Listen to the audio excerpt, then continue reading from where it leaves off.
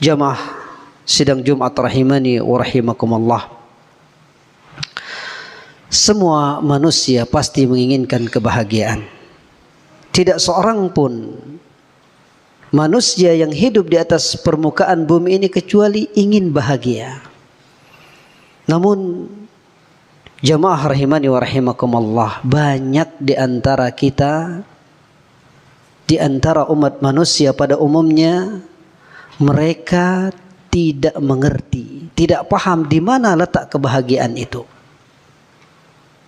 Naam jemaah rahimani wa rahimakumullah, ada yang mengatakan bahwa kebahagiaan itu ada pada harta. Lalu dia cari harta sebanyak-banyaknya. Ketika dia dapatkan, hatinya gelisah, hatinya tidak tenang, jiwanya sempit. Lalu tidak jarang kita temukan, kita simak, ada orang-orang yang memiliki harta yang berlimpah ruah, namun berakhir pada kematian. Jemaah rahimani wa rahimakumullah, ada memang di antara mereka yang menganggap bahwa kebahagiaan itu ada pada jabatan tinggi. Namun ketika dia dapatkan, hatinya tetap tidak tenang, tidak bahagia. Lalu yang lain juga kita rasakan, kita saksikan. Menurut mereka kebahagiaan itu ada pada fasilitas yang lengkap. Dia beli semuanya, dia lengkapi semuanya. Namun ternyata tidak. Oleh karenanya Al-Utsaimin pernah mengatakan, kullama utrifatil jasad ta'aqqadatir ruh. Setiap kali jiwa manusia, jiwa-jiwa kita ini dipenuhi segala hasrat dan kemauannya, segala kenikmatan-kenikmatannya, maka sejauh itu pula ruh kita akan terkekang. Maka jamaah rahimani wa rahimakumullah, sebenarnya Allah Subhanahu wa taala sudah menginformasikan kepada kita. Di dalam surah An-Nahl, Allah Subhanahu wa taala telah menyebutkan letak kebahagiaan itu.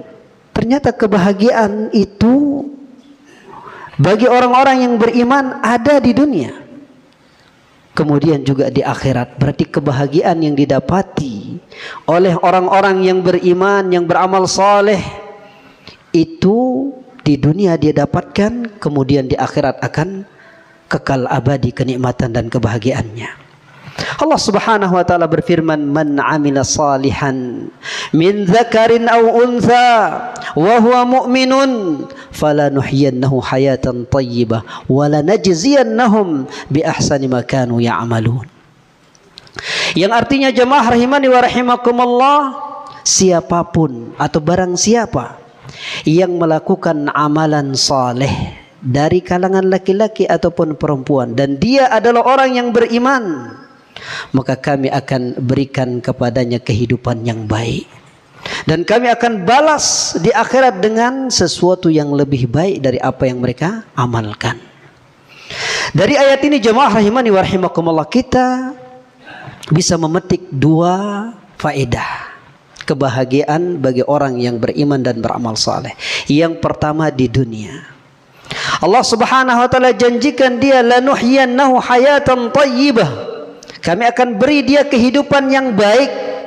Di dunia dia akan diberikan kehidupan yang baik. Apa itu? Ketenangan jiwa.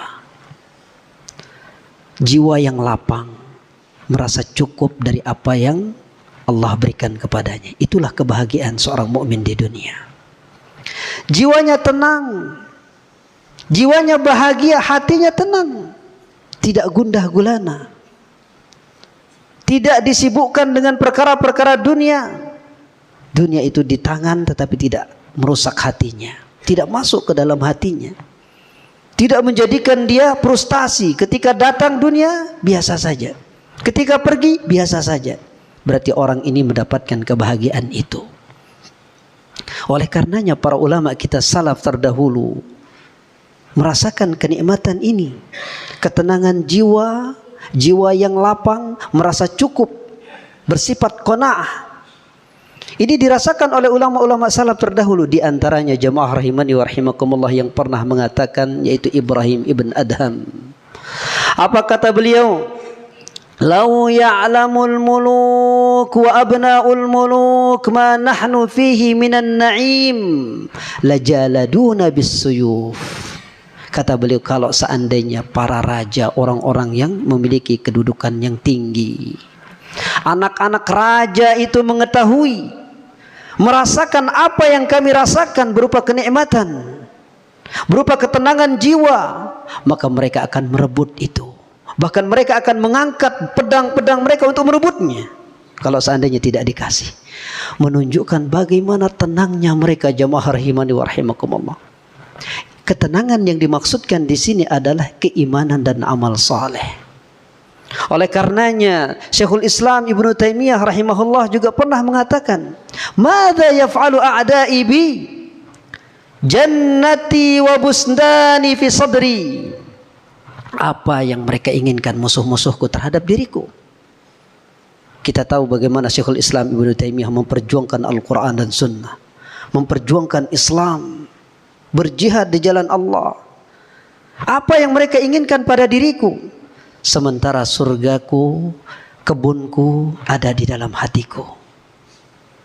Wa in qataluni faqatli syahadah, wa in habasuni fahabsi khalwah, wa in taraduni fatardi siyaha. Apa yang mereka inginkan pada diriku? Kalau seandainya mereka ingin mengusir saya dari kampung saya, dari negeri saya, maka ketika saya keluar dari kampung saya, dari negeri saya, maka saya sedang jalan-jalan, pergi mudik dianggapnya, jalan-jalan. Kalau seandainya saya di penjara, maka penjara berarti saya sedang berduaan dengan Allah, full zikir kepada Allah, tenang saya. Kalau saya dibunuh bagaimana? Oke, kalau saya dibunuh saya mati, tetapi matinya saya mati syahid. Maka jemaah rahimani wa rahimah, ketenangan jiwa itu penting. Di dunia ini ketika seorang mendapatkan nikmat ini, maka apapun ujian dunia, dia akan mampu untuk menolaknya. Kemudian jemaah rahimani wa rahimakumullah, yang kedua, setelah kenikmatan dunia, ketenangan, jiwa yang lapang, merasa cukup, merasa qanaah dari apa yang Allah takdirkan kepada kita, itulah yang diberikan Allah, maka jalani, nikmati. I'malu fakullun muyassarun lima khuliqa lahu, kata Rasul. Jalani saja, nikmati. Semacam itu. Kemudian yang kedua, nikmat yang diberikan Allah Subhanahu wa taala bagi orang yang beriman dan beramal saleh adalah balasan di akhirat, tentunya surga. Allah Subhanahu wa taala berfirman, "Innal muttaqina fi maqamin amin." Sesungguhnya bagi orang-orang yang bertakwa, mereka berada pada tempat yang aman, penuh keamanan, kedamaian. Fi jannatin wa uyun, berada di surga yang mengalir mata air, yang terdapat mata air. Fi jannatin wa nahar, di dalam surga yang mengalir air, subhanallah. Bahkan di dalam surah Muhammad Allah Subhanahu wa taala menggambarkan, mathalul jannati allati wu'idal muttaquna fiha anharum min ma'in ghairi asin wa anharum min labanin lam yataghayyar ta'muhu wa anharum min khamrin ladzatin lisyaribin wa anharum min asalin musaffa wa lahum fiha min kulli thamarat. Apa kata Allah Subhanahu wa taala? Perumpamaan surga yang Allah janjikan bagi orang-orang yang bertakwa, di sana terdapat sungai-sungai dari susu, sungai-sungai dari khamar, tapi ladzatil lisyaribin, namanya saja yang sama, tapi ladzatil lisyaribin. Wa anharu min asalin musaffa, sungai-sungai dari susu. Ini menggambarkan bagaimana nikmat surga. Walahum fiha min kulli thamarat, di sana dia mendapatkan berbagai jenis buah-buahan. Intinya nikmat.